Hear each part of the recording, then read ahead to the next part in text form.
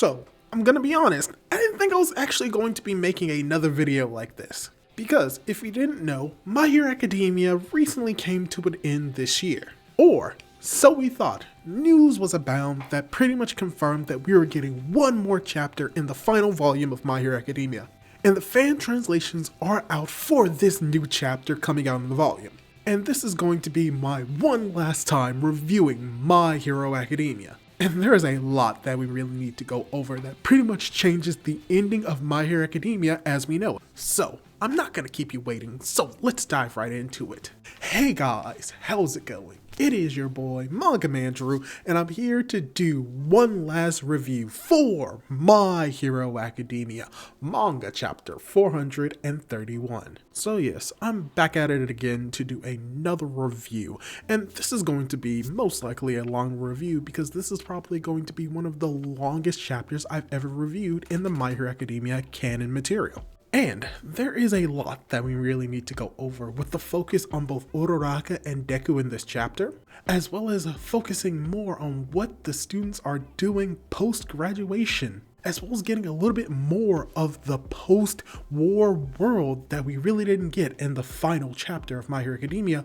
chapter 430. So, I'm not going to keep you waiting. I'm going to give you my thoughts and review on this chapter of My Hero Academia. So, let's dive right into it. And like I said, what's very interesting about this chapter is that it is an official chapter in volume 42. It is chapter 431 and it's titled More. For obvious reasons, we're getting more My Hero Academia. But what's also very interesting about how this chapter is set up is that it's actually set up from the focal point of Ochako Uraraka. And that while this is the story of how Deku became the greatest hero, that story has already been completed. And now what we're focusing on is the story of Uraraka and how she feels about Deku after he has come back into the limelight as a hero.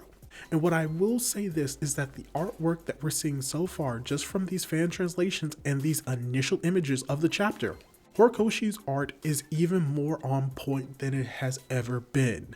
And that it looks just as beautiful, if not more beautiful than when it was being released weekly. So it just shows that Horikoshi has put it in a lot more time in the art for this final chapter. But now that I've gushed over the artwork that is Horikoshi, let's dive into Uraraka's character, which actually starts off the chapter with a dream sequence. And that this dream sequence is going to be a running theme and a running focus throughout the entire chapter. We have Uraraka being surrounded by clouds, the grass, and flying birds as she sees Toga trying to speak to her, but unfortunately she does not hear what she says because it's around the time that she wakes up. And that pretty much what is being done in here is establishing that Uraraka is going through some form of mental turmoil that is involving Toga and her feelings. And now eventually this is going to tie in towards the end of the chapter where she finally reveals what those feelings are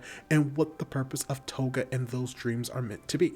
But because the dreams are affecting Uraraka in the world of My Hero Academia, it does become a focus as it kind of affects her work, which is very great because we get to see a better understanding of what Uraraka is doing when it comes to quirk counseling. And how, with the help of both the big three from UA, Mirio, Tamaki, as well as Nejire, and Froppy as well, we get to see how Uraraka's counseling is being performed in this new post-war world. And how it's pretty much focusing, from what we're seeing with these translations, on trying to boost up the kids' self-esteem so that they don't feel alone, while pretty much emphasizing their quirks and how they can be used in more creative and more unique ways that can be appreciated by others. Basically allowing people to use their quirks and not feel alone and not feel outcast and ostracized. And now this is pretty much due to how Uraraka interacted with Toga at the end of their battle.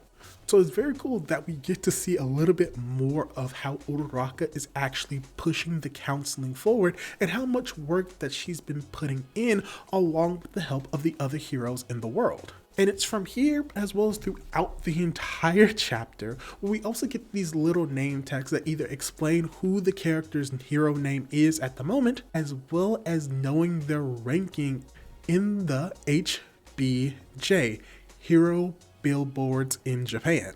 And that is something that I may tackle in a completely separate video, but pretty much every hero that we see in this chapter has a place on the billboard. As well as later on, it is emphasized that the billboard rankings are different from what they were in the original main series multiple years prior within the world of My Hero Academia. And while we do not necessarily get a set standard on what those criteria are, that they're a little bit more complex, meaning that it's not just based off popularity and how much crime is being solved by the heroes. So it really shows that while this system is still in place, it has been changed in a way to fit the current world that is being created by the students. So yeah, we just get a lot of fun and cool and funny moments with these characters that we haven't seen since the series ended, as we get to see where they are right now in the world, as we do get to see that Uraraka is still having to work on how she's feeling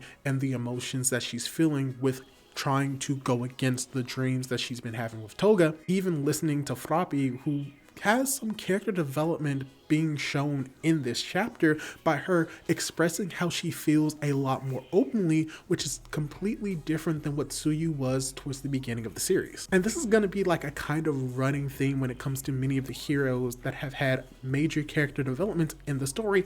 We get to see where they are now, as well as seeing the consequences of the development that they've gone through in the past and how it's shaped their present right now.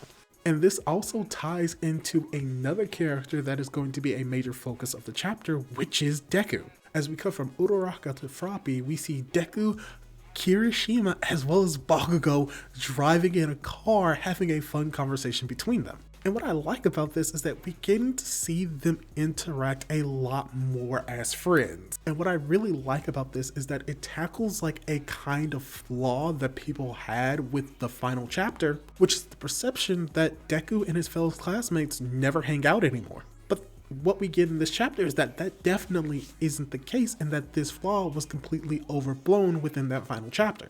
And that's kind of like a running theme with this final chapter of My Hero Academia 431, that it fixes flaws that were in the final chapter. Or, more specifically, it gives people what they thought the ending of My Hero Academia was going to be about. But that's besides the point.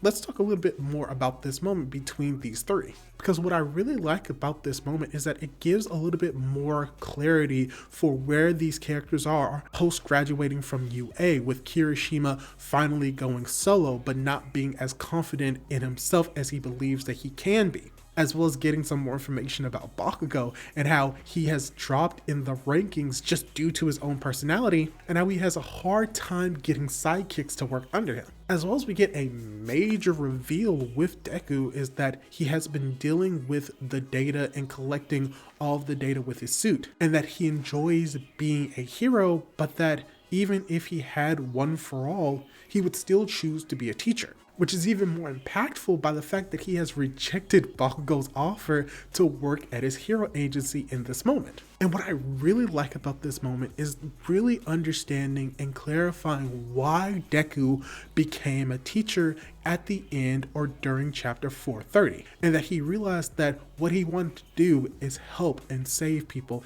and that due to the interaction that he had with Tomo Shigaraki towards the end of their battle, that he realized that he wanted to do something more than just be a hero and save people as a pro hero, but that he can do just as much good and helping and saving people as a teacher.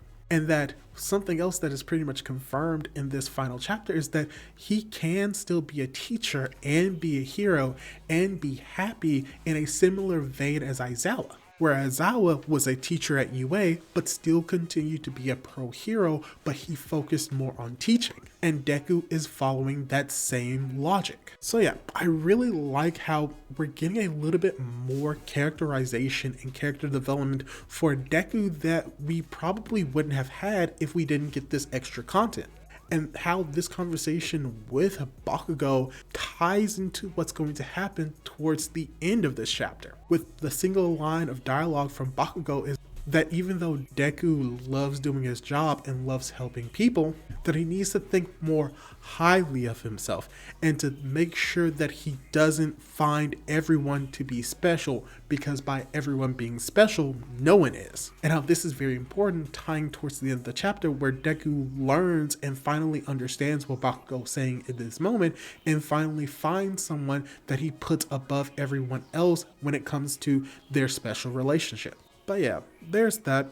Also, something else that I want to bring up in this moment is how I loved how the dynamic between Deku and Bakugo has changed. Because how at the beginning of the story, they were very much at odds with each other, with Deku being very fearful of Bakugo and Bakugo being extremely aggressive against him. And how towards the middle of the series, they became actual true blue rivals and respected each other a little bit more while still retaining that more childish interactions, to now just being full-blown friends. And that Deku is not afraid to clap back at Bakugo, showing that they've truly grown closer as friends. Also, spoilers, Bakugo Deku is definitely not canon, with the confirmation of what happens towards the end of this chapter. So, Twitter is going to be so bad for My Hero Academia forever now. But now we get probably to the best part of this chapter, seeing all of Class 1A coming together. And from here, we get to see that pretty much everyone in Class 1A who isn't a sidekick is on the Hero Billboard Japan charts. And how from this, we get to see a little bit more of how the characters have grown and where they are currently in life. But the most important part that we get from this is just seeing how they interact with each other and really just showing how much they are just friends. They're not just coworkers, they're friends, and they actually care for each other, and they've actually grown over the years. And just seeing how they interact with each other was something that we kind of missed from chapter 430, but we get to see a lot more of it now, and I'm glad that this is going to be something that we get more of, because this is a core aspect of My Hero Academia. The camaraderie between the classmates and how they view themselves not just as just friends, but a very dysfunctional family. But yeah, there's a lot of cool moments here. We get to see a little bit more of their designs and how they've grown up, as well as we get a better understanding of the character dynamics outside of Class 1A, as well as we get to see the struggles that the individuals within the class have with the new world that they are in, and how crime is on the decline, which can be detrimental to them as being heroes. But this ties into something that is brought up when it comes to Shoto. Because as we learn a little bit more about where other characters are, such as like how many of the pro heroes who fought during the war are still in the top echelon of the Hero Billboard charts, but it's also mixed with younger generations of the students who were also fighting in the war now coming up and doing their own thing, making way for the old generation, but still not forgetting the past. And how we get confirmations of certain characters being in relationships as well, which is actually going to be Shi-Mage and Kurohiro or Kanoko finally being a couple, which I'm gonna be honest, that is a character that I shipped and I kind of saw the writings on the wall, so I'm glad that it's confirmed that they are a couple, so that makes me happy. But we also get to see how characters such as Tokoyami, who is still very much a pro hero, but he also has certain type of advertisements that goes along with it. And how this ties into the fact that they are here to celebrate Shoto becoming the number 2 hero on the charts, but how it's at this moment that because they're realizing that crime is on the decline, that they are actually going to be doing things outside of just being heroes. And that as Shoto over the years has come to realize like his place in the world and what he needed to do and what he has done, he comes to a realization that he wants to be a hero, but he has more to him than just heroics. And that this revelation ties into more of what we're going to be seeing with Deku and Uraraka, who have made their goals who they primarily are, but are also ignoring parts of their true selves, which will eventually come out towards the end of the chapter.